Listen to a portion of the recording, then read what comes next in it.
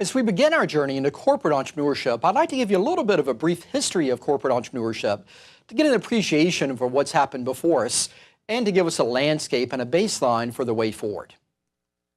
So when we think about corporate entrepreneurship, we want to recognize that startups are not the only creators of innovation. We recognize Facebook or Google or Tesla as the innovators of today. If we go back a generation, it was 3M. If we go to the generation before that, it was Lockheed Martin and Skunk Works. So innovation has happened within corporate settings for as long as there have been corporate settings.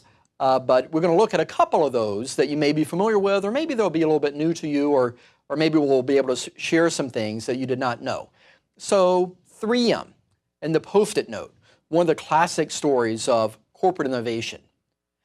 There was an individual, Spencer Silver, working in a lab trying to develop a super adhesive.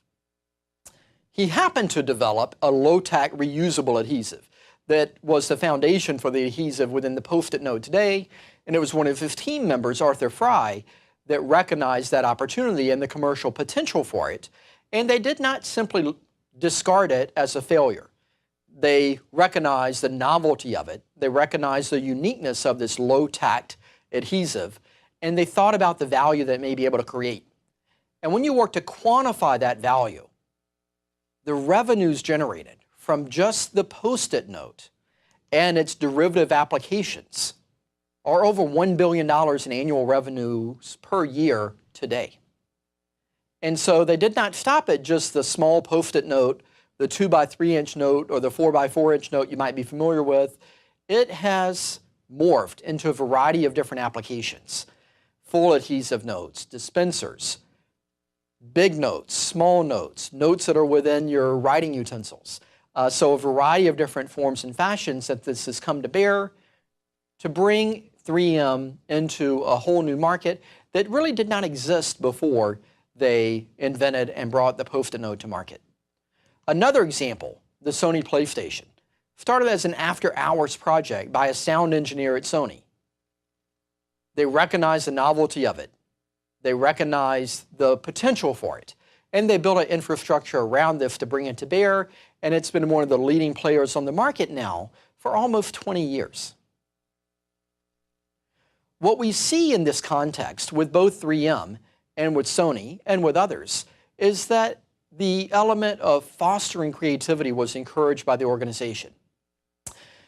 Now, I mentioned that corporate entrepreneurship has been around a long time, but it wasn't really until 1985 that it began to be formally recognized and that the term entrepreneurship was introduced.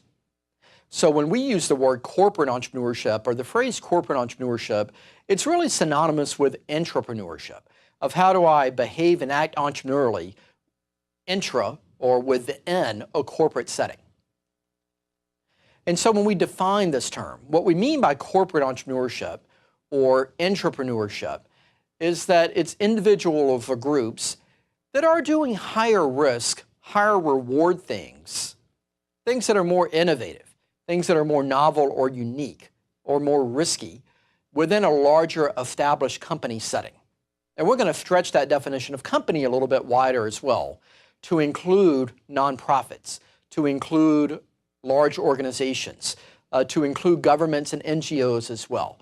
So really anything that's not a startup, anything that's going to require an extra level of buy-in, of complexity, of support, of resources is within that framework of corporate entrepreneurship as far as the definition that we'll explore. And that is the context and a brief history of corporate entrepreneurship for our course.